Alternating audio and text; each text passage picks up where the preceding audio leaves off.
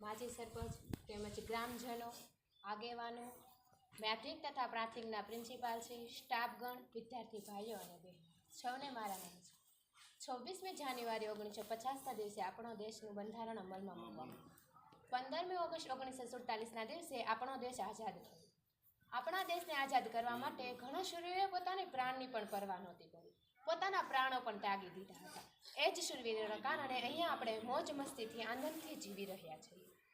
બસ એ જ શૂરવીરોને તેઓ પોતાને ટાઢ તડકો બધું જ સહન કરીને પોતે બોર્ડર ઉપર પોતાની જાનની પણ પરવા કર્યા વગર ત્યાં લડે છે. ને આપણે લોકોને તો 5 મિનિટનો પણ ટાઈમ નથી મળતો કે જે આપણે અહીંયા આવીને આપણા તિરંગાને સલામી આપીએ. 15મી ઓગસ્ટ અને 26મી જાન્યુઆરી આપણા દેશના મેન તહેવારો ગણવામાં આવે છે. એ તહેવારોની ઉજવણી સ્કૂલ, કોલેજ, શાળા બધી જ જગ્યાએ ધામધૂમથી કરવામાં આવે છે અને નાના મોટા સાંસ્કૃતિક કાર્યક્રમો પણ રાખવામાં આવે છે. જે મહત્વનો કાર્યક્રમ તો દિલ્હીના લાલ કિલ્લા પર કરવામાં આવે છે, જે આપણા દેશના વડાપ્રધાન શ્રી નરેન્દ્રભાઈ મોદી પોતે જઈને ત્યાં ધ્વજ લહેરાવે છે. બસ આવી જ રીતે આપણે નાના મોટા તહેવારોની ઉજવણી કરીને આનંદ મોજ માણતા હોય છે.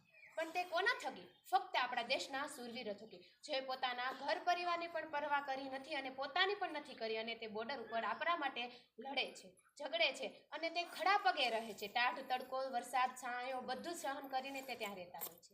પણ આપણે લોકો તો ખાલી ફક્ત સલામી દેવા પણ નથી પહોંચતા. તેથી કહેવાય છે ને કે ઓ મેરે વતન કે લોગો જરા આંખ મેં ભર લો પાણી, જે શહીદ હુએ હે ઉનકી જરા યાદ કરો કુરબાની. બસ આવું જ નોલેજ અમને આ સ્કૂલમાંથી મળ્યું. અમને તો લોકોને બધી ખબર જ છે કે ક્યાં કઈ જગ્યાએ કેવી રીતે પહોંચવું અને ક્યાં કઈ જગ્યાએ કેવી રીતે કરવું.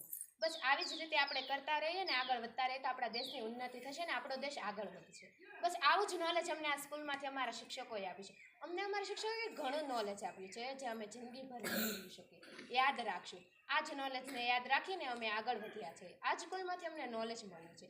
અમારા શિક્ષકોનો ગણ અમે ક્યારેય નહીં ભૂલી શકીએ. આવી જ રીતે અમે આગળ વધતા રહીએ. બસ અહીંયા જ હું મારી વાણીને વિરામ આપું છું. જય હિન્દ.